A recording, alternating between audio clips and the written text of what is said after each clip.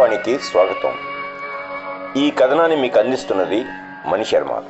నగరి వైసీపీలో 5 మండలాల ఇన్ఛార్జీలతో పాటు ఇతర నేతలంతా ఆ పార్టీకి గుడ్ బై చెప్పారు. తిరుపతిలో ప్రెస్ మీట్ పెట్టి రోజాను ఘోరంగా ఓడించి నగరం నుంచి తరిమేస్తామని ప్రకటించారు. వీరంతా మంత్రి పెద్దిరెడ్డి అనుచరులు. పెద్దిరెడ్డి తనను గెలవకుండా చేస్తున్నారని, తన వ్యతిరేకుల్ని ఆయన పెంచి పోషిస్తున్నారని హైకమాండ్ ఎంత మొరపెట్టుకున్నా ఫలితం రాలేదు. చివరికి తన అధికారంతో పెద్దిరెడ్డి అనుచరుల్ని పార్టీ నుండి సస్పెండ్ చేయడం ప్రారంభించారు.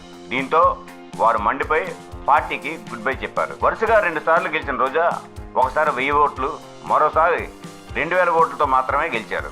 అప్పట్లో రోజాపై ఇంత అసంతృప్తి లేదు. కానీ పార్టీ అధికారంలోకి వచ్చాక ఎవరికీ ఛాన్స్ లేకుండా తానే సంపాదించుకోవడంతో సమస్యలు ప్రారంభమయ్యాయి.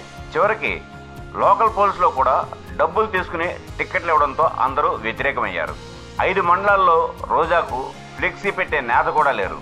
అయినా రోజా ఎప్పుడు తగ్గలేదు. వ్యతిరేకుల్ని దగ్గర తీసుకునే ప్రయత్నం చేయలేదు. మొత్తంగా ఎన్నికల ముందు అందరూ బయటపడ్డారు. రోజా ఎలాగో గెలవలేదు. వైసీపీ రాష్ట్రంలో గెలవదని క్లారిటీ రావడంతో రాజకీయం ప్రారంభించారు. అందరూ మూకుముడిగా రాజీనామాలు చేశారు. టీడీపీలోకి వెళ్తామని ప్రకటించారు.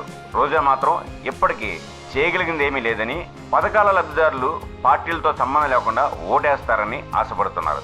చూడాలి మరి ఆమె ఆశలు ఎంతవరకు నెరవేరుతాయో. ఇక్కడతో ఈ కథనం సమాప్తం. మా ఈ వీడియో మీకు నచ్చినట్టయితే మరిన్ని అప్డేట్స్ కోసం లైక్ చేయండి, షేర్ చేయండి, సబ్స్క్రైబ్ చేయండి.